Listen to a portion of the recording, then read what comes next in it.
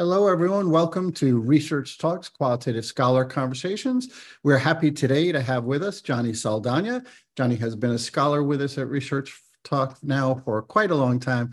We are honored and proud to have him as part of our team, and all of us are looking forward to joining today in a conversation with him. In addition to Johnny and myself, I'm Ray Maietta, president of Research Talk. We have Paul Mihas, who is here representing not only himself as a Research Talk consultant, but also as Paul, your title at Odum. I'll let you introduce yourself as Odum representative. Sure, I'm the Assistant Director of Qualitative Research at the Odum Institute for Research and Social Science at UNC Chapel Hill. Thanks, Ray. Thank you, Paul. And Jeff, if you want to introduce yourself. Hi, I'm Jeff Petruzzelli with Research Talk. I'm a qualitative research specialist here. All right. So today what we'll do in our conversation is talk to Johnny about 3 courses he's offering at our Qualitative Research Summer Intensive. The first course is Fundamentals of Qualitative Research, and that will be offered Monday and Tuesday, July 22nd and 23rd. And then on Wednesday and Thursday, July 31st and August 1st, Johnny will be offering Coding and Analyzing Qualitative Data. And the final course for the summer intensive Johnny will offer is a topic that Johnny has a book hot off the presses, right, Johnny? Available for all of you to start enjoying, titled Developing Theory Through Qualitative Inquiry. That's a one-day course on Friday, August 2nd. So we'll begin, actually, Johnny, I want to give you a chance to tell us more about you. If you can introduce yourself for folks, and included in that introduction, it would be great if you tell us a little bit about your evolution as a qualitative researcher. Certainly. Thank you very much. I'm so appreciative of the Research Talk staff for letting me be part of this wonderful program. I'm Professor Emeritus from Arizona State University in Tempe, and I focused primarily on theater education, teacher preparation, grades K-12, in the School of Film, Theater, and Dance in the Herberger Institute for Design and the Arts.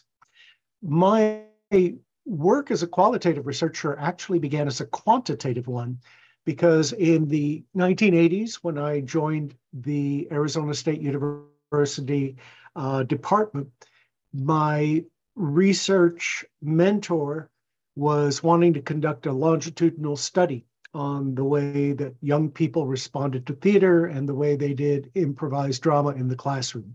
Now, at that time, my field was just getting into qualitative research, but we were still in the quantitative paradigm. And so my primary function was to conduct a lot of interviews, but transform all of those interviews with young people into numeric representation and statistics. Well, by the time our longitudinal study was over 7 years later, my field was now starting to turn into the qualitative paradigm. And so I was kind of behind the times when it got to publishing our final reports. And everybody was kind of skeptical about all of my numbers. And during my sabbaticals, what I like to do is I like to take courses at the university for my own professional development. And because I was behind on qualitative inquiry, I really didn't have any kind of training in it, I decided to enroll in several courses. My first 2 with Tom Barone and Mary Lee Smith, who were very notable figures in the field of educational qualitative research.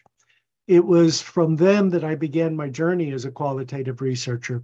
And then later on, my courses in communication with Sarah J. Tracy, who is also a Research Talk scholar, and Sarah Amira de la Garza also acquainted me with other qualitative inquiry methods and data analysis. So my journey as a qualitative researcher, I actually began with taking courses from some very well-known people in the field, and I'm very grateful for their mentorship. And then my work in qualitative inquiry began to be noticed at conferences and at workshops. And so I actually blended my background in theater with qualitative inquiry by approaching it not necessarily from a dramaturgical perspective, but I was bringing so much of what I learned about theater into my teaching of qualitative inquiry, because I was taught how to think symbolically, metaphorically, and conceptually. And those are the three basic skills that I try to teach in my qualitative inquiry workshops. I love the transferability, and those three concepts are just so powerful, Johnny. It's great. And your experience learning from wonderful Sarahs and powerful qualitative people. It's great. Johnny, one of the courses you're teaching for us this summer is Developing Theory Through Qualitative Inquiry. That's offered as a one-day course on Friday, August 2nd.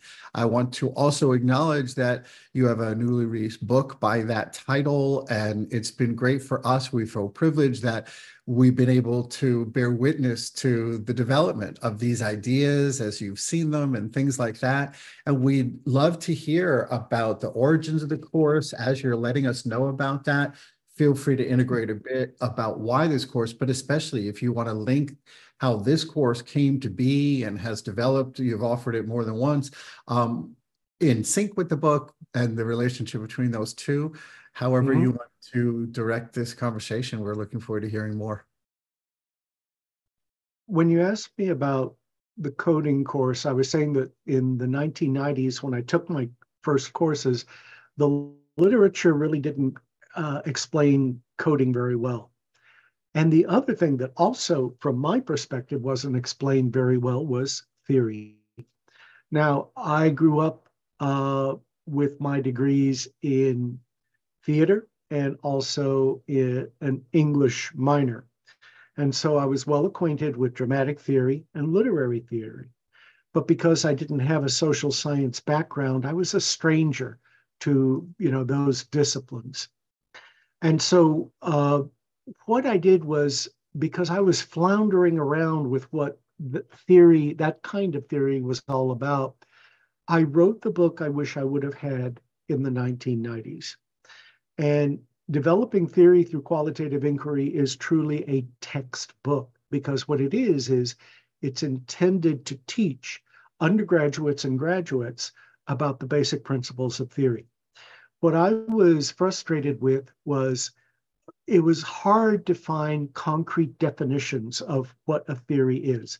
And there are no standardized definitions, by the way. And so what I do is, in this particular textbook, there are over 500 one-sentence theories, meta-theories, descriptions of theories, definitions of theories, because I feel that people who are new to this need to have these basic understandings. Again, this is my teacher coming out in my writing. I always write to teach, not just talk about. And so what I do is I take the readers through a step-by-step process about how to develop an original social science theory. I come to it as an outsider, and I openly proclaim in the book, I'm not a social scientist. I am, a theater person. I am an English person, but this is how I approach it from a qualitative perspective, because I do come in with a very strong qualitative research methods background. I feel that I can teach very effectively about how to develop a theory from analysis. And so that's the primary purpose of the book. ResearchTalk and another organization gave me opportunities to pilot test the curriculum for the textbook.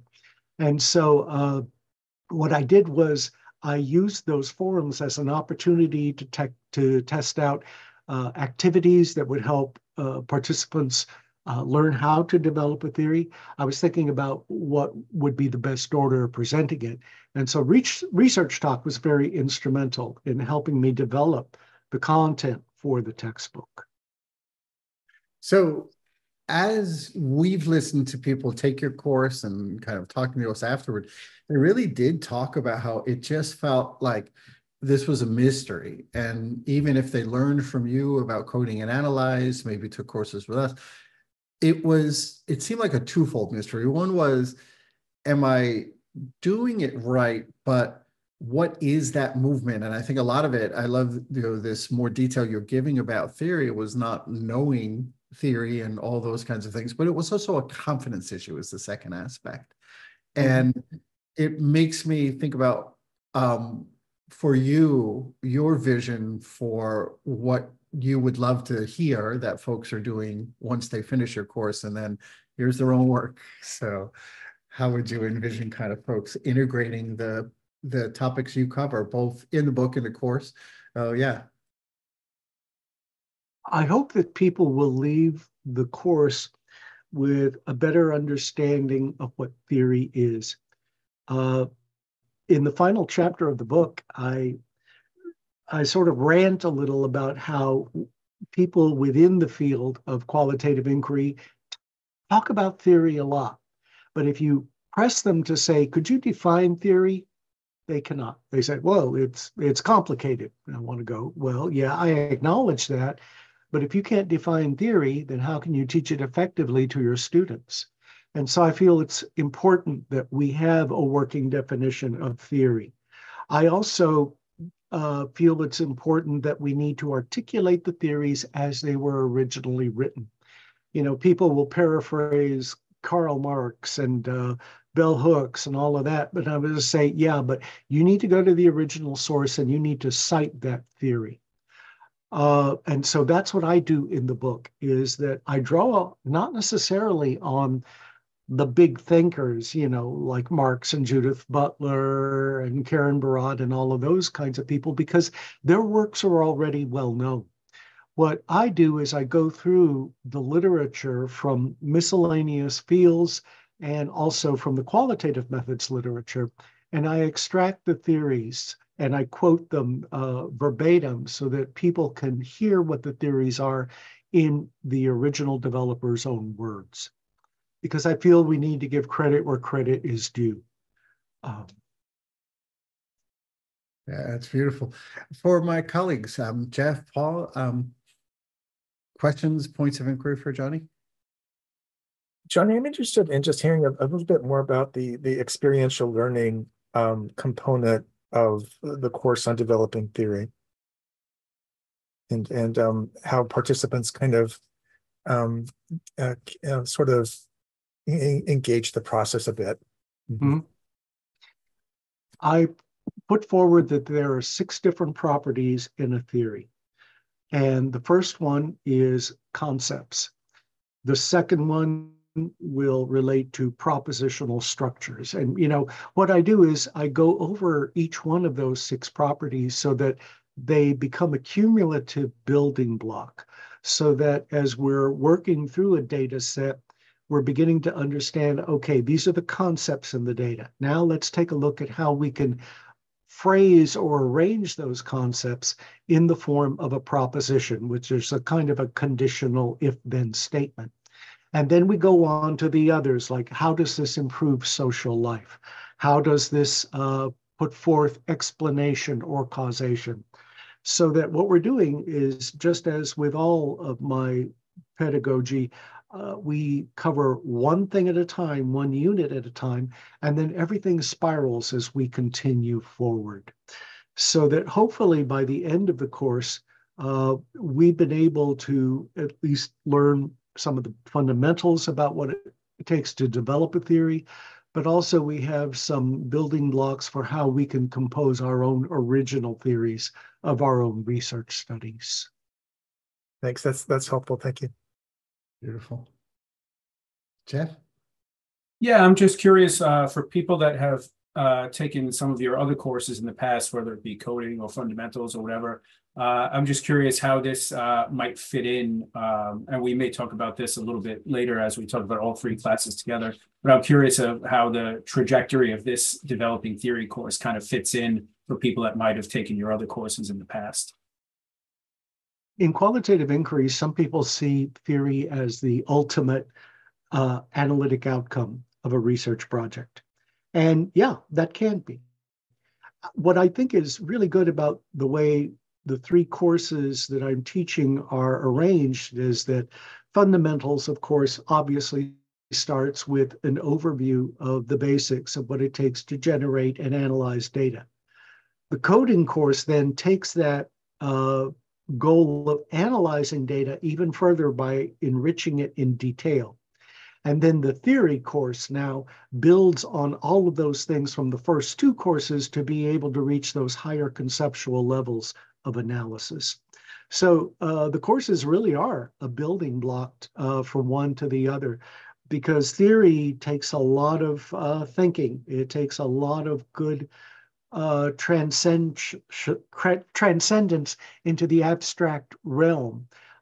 Theory is a lot of good thinking. And so once you have the craft of data generation and analysis, then you're able to go into the art of theory development. It really is just so powerful to think about that. And of course, if folks are only able to experience one course with you, I think it's great. We do tell folks who contact us for advice about courses is not just to think content, but to think about the folks teaching them. And we do routinely say, if you're attending the Qualitative Research Summer Intensive and you have not yet taken a course with Johnny Saldaña, even if you feel like his topics don't fit, you know, his style, his presentation as a teacher, his just orientation, to me, so much of you as I've gotten to know you beyond our work, it just seems like if you hadn't come across qualitative inquiry, that would sadden me. It just makes so much sense to me that this is a part of your life's journey. So when we do think about folks taking the three together, I don't know if there's anything else you want to offer. I think the exchange with Jeff was pretty powerful, but it's if somebody has the time and is able to accommodate fitting all three, I really do think it's, especially if they're new to qual, it's a wonderful orientation. Yeah. Coding, there's another course that is offered not this particular year, but it's called Synthesizing Qualitative Data. That originally began as a course, I think we titled Advanced Qualitative Data Analysis.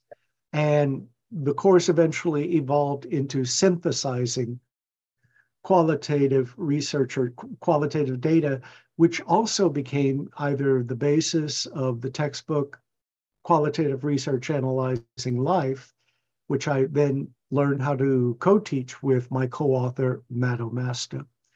And so I make sure that each one of my courses has that trajectory to where I learned never to repeat the same content in two different workshops, because sometimes people will enroll in several of them.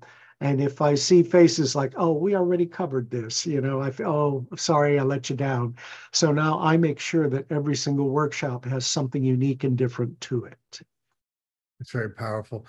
I love the piece that you said is a lot, but the Twyla Thorpe quotation is just so wonderful and powerful. Again, to repeat for folks who might not have seen that part of our conversation today, know the rules before you break them. And it's wonderful, your relationship to that, the way you integrate that philosophically in what you do is just so admirable. Well, thank you so much, Johnny, for sharing your time today. As always, it's just fabulous and an honor to be able to spend time with you. So thank you. Thank you. Thank you so much. I appreciate the time that I was able to have to just offer some thoughts.